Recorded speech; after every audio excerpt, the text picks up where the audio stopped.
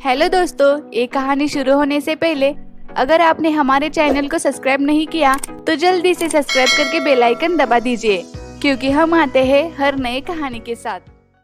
गरीब अनाथ बच्चों की दिवाली। किसी गांव में राहुल अपने भाई और छोटी बहन कीर्ति के साथ एक छोटी सी कुटिया में रहता था। उन दोनों में राहुल ही बड़ा था। कुछ समय पहले ही उनके माँ बाप की एक कार एक्सीडेंट में मौत हो गई थी। तब से राहुल ही कीर्ति और ओंकार को संभालता था।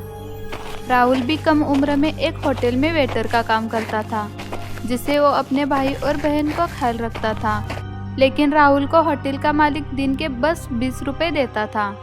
उससे उसकी ज़रूरतें नहीं पूरी होती थी। एक दिन, भैया, दिवाली आने वाली है। पिछले दिवाली में मम्मी पापा हमारे साथ थे, लेकिन अब वो नहीं है, तो मुझे कौन नए कपड़े और पटाखे लाएगा? अरे कीर्ति, तेरा भाई है ना, तुझे जो चाहिए मैं वो तुझे ला कर दूंगा।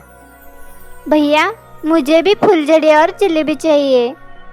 ठीक है, मैं लेकर दे दूंगा। राहुल मन में सोचता है कि हे भगवान, अब मैं क्या करूं? कहाँ से इतने सारे पैसे लाऊं? मालिक तो मुझे दिन के बस 20 रुपए ही देता है, उसमें जलेबी भी नहीं आएगी। मैं अपने छोटी भाई बहन को नाराज नहीं देख सकता। मुझे कुछ तो काम करके पैसे लाने ही होंगे। राहुल ऐसा सोचकर काम करने चला जाता है। अरे राहुल, आज आने में इतनी देर क्यों हो गई? मालिक, घर में थोड़ा काम था, इसलिए आज आने में इतनी देर हो गई। अगर अगली बार से देर आए तो काम से निकाल दूंगा, समझे? जी मालिक। जाओ, जाकर काम करो। राहुल काम करने लग जाता है। ऐसे ही दिन बीत जाते हैं। भैया, कल दिवाली है, आपको पता है ना मैंने आपसे क्या कहा था? हाँ कीर्ति, मैं कल जरूर लेकर आऊंगा। मुझे भी चाहिए भैया। हाँ ओंकार, मैं लेकर आऊंगा। चलो अब मैं काम पर जाता हूँ, मुझे देर हो रही है। ऐसा कहकर राहुल काम करने चला जाता है और काम करने लगता है। जब होटल पर कोई नहीं था, तब राहुल मालिक के पास जाता है और कहने लगता है कि मालिक, कल दिवाली है और मैंने अपनी भाई बहन से वादा किया है कि मैं उनके लिए कपड़े और फुलझड़ी लेकर जाऊंगा। ये लो 50 रुपए और जाओ यहाँ से। राहुल को मालिक 50 रुपए दे देता है। उसे देखकर राहुल बहुत नाराज हो जाता है और वहां से चला जाता है और सोचने लगता है कि ए भगवान, मेरी कैसी परीक्षा ले रहा है?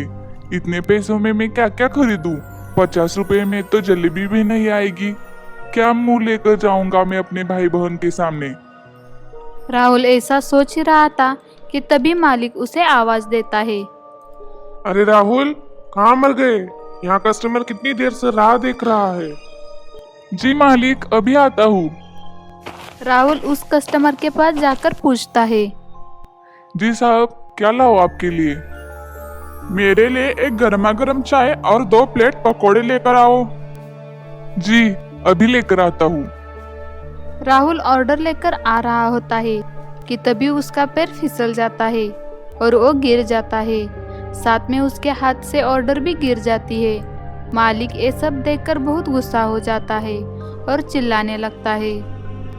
अरे देखकर नहीं चल सकते क्या? ध्यान कहाँ है तुम्हारा? मालिक चिल्ला रहा था, लेकिन उसने ये नहीं देखा कि गिरने की वजह से राहुल को कितनी चोट लगी थी। वो बस अपने खाने के बारे में सोच रहा था। कस्टमर को राहुल की दया आ जाती है और वो कहता है कि आप उसे मत डांटिए, खाने के पैसे मैं दूंगा। कस्टमर की बातें सुनकर मालिक राहुल को डांटना बंद कर देता है। कस्टमर राहुल के पास जाता है और कहता है कि बेटा, तुम्हें बहुत चोट लगी है, यहाँ पर बैठो, मैं तुम्हारे लिए पानी लेकर आता हूँ। कस्टमर राहुल को पानी दे देता है। और क्या खाओगे तुम? मुझे वो जलेबी चाहिए। अरे भाई, 1 प्लेट जलेबी देना। 1 प्लेट नहीं, मुझे 3 प्लेट चाहिए। ठीक है। राहुल जलेबी ले लेता है, लेकिन उसमें से वो कुछ नहीं खाता और वहाँ से चला जाता है। कस्टमर को बात कुछ समझ नहीं आती। वो उसका पीछा करने लगता है। राहुल जलेबी लेकर घर आ जाता है और अपने भाई बहन को बुलाने लगता है।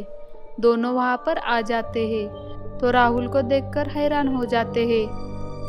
भैया, ये आपको चोट कैसी लगी?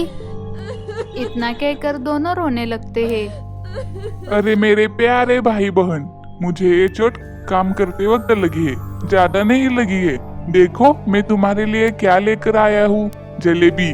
कीर्ति, मैं तुम्हारे लिए कल पहनने के लिए कुछ नहीं लाया, मुझे माफ कर दो। नहीं भैया, आप तो हमारा कितना ख्याल रखते हैं। हमने आपसे कपड़े लाने की जिद की थी, हमें कुछ नहीं चाहिए। हाँ भैया, हमें कुछ नहीं चाहिए। ये सुनकर राहुल की आंखों में पानी आ जाता है और बाहर खड़े कस्टमर की भी आंखों में पानी आ जाता है। वो वहाँ से जाता है और खूब सारी मिठाइयाँ और पटाखे लेकर आ जाता है। अरे साहब, आप यहाँ? राहुल अपने भाई बहन को सब बता देता है कि उन्होंने ही उसकी मदद की थी। दोनों बच्चे उस कस्टमर को शुक्रिया कहते हैं। अरे बच्चों, ये देखो मैं तुम्हारे लिए क्या लेकर आया हूँ। ये देखो पटाखे, मिठाई, क्या चाहिए तुम्हें? दोनों बच्चे ये सब देखकर बहुत खुश हो जाते हैं। क्या सच में साहब, ये आप हमारे लिए लेकर आए हो? हाँ बच्चों, ले लो। ये सब आप हमारे लिए क्यों लेकर आए हो? राहुल, मैं एक हॉस्टल का मैनेजर हूँ। तुम एक बहुत अच्छा आदमी हो, तुम्हें अब यहाँ रहने की कोई जरूरत नहीं है।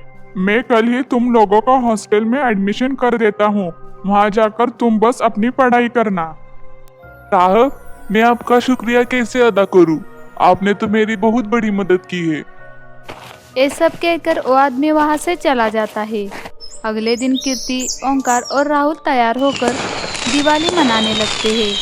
सभी बहुत खुशी से फुलझड़ियाँ, पटाखे जलाने लगते हैं और वो आदमी भी उन लोगों का हॉस्टल में एडमिशन कर देता है। सभी बच्चे खुशी खुशी हॉस्टल जाकर रहने लगते हैं और अपने आगे की पढ़ाई करने लगते हैं। अगर ये कहानी आपको अच्छी लगी तो जल्दी से हमारे चैनल को सब्सक्राइब करके बेल आइकन दबा दीजिए और इस चैनल को लाइक, शेयर, कमेंट करना ना भूलें। जल्दी मिलेंगे ऐसी ही नई कहानी के साथ।